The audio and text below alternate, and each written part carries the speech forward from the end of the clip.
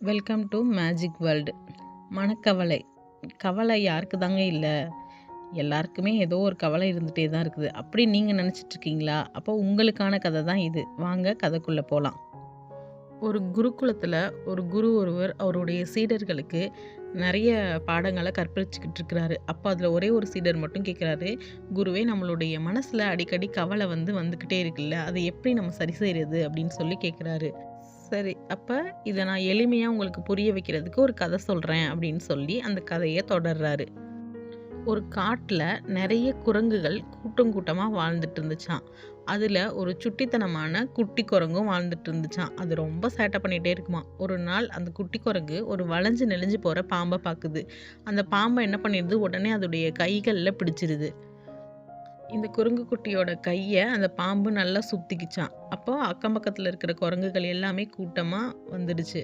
வந்தோன்னா அதில் ஒரு குரங்கும் ஒன்று சொல்லிச்சான். அப்போது முதல் குரங்கு சொன்னிச்சான், ஐயோ, இது ரொம்ப விஷமுள்ள பாம்பு, இது கடிச்சிச்சின்னா உடனே மரணம் நிச்சயம் அப்படின்னு சொன்னிச்சான். அப்போ அந்த குட்டி குரங்கு ரொம்ப பயந்துடுச்சான்.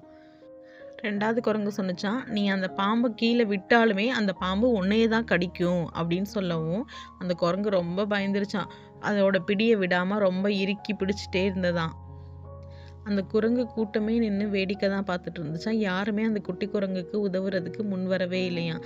அந்த குட்டி குரங்கு ரொம்ப விரக்தியோட உச்சத்தில் இருந்ததாம்.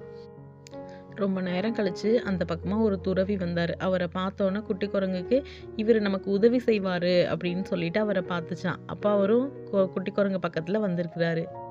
அந்த துறவி சொன்னாராம், அந்த பாம்பை கீழே போட்டுடு அப்படின்னு சொல்லிட்டு. அப்போ அந்த குட்டி குரங்கு சொன்னிச்சான், நான் கீழே போட்டால் இந்த பாம்பு என்னை கடிச்சிரும் அப்படின்னு சொல்லிச்சான். அப்போ துறவி சொன்னாராம், அந்த பாம்பை கீழே போட்டுடு, அது செத்து ரொம்ப நேரமாச்சு அப்படின்னு சொன்னோன்னே அந்த குட்டி குரங்கு அதோட பிடியை தளர்த்துதான். அவர் சொன்னது உண்மைதான். அந்த பாம்பு இறந்து போச்சு. இப்போ அந்த துறவியை நன்றியோடு அந்த குரங்கு பார்த்துச்சான்.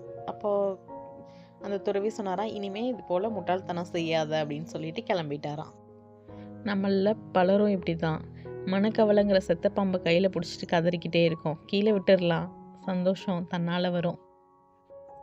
எந்த ஒரு பிரச்சனைக்குமே கவலை தீர்வாகாது.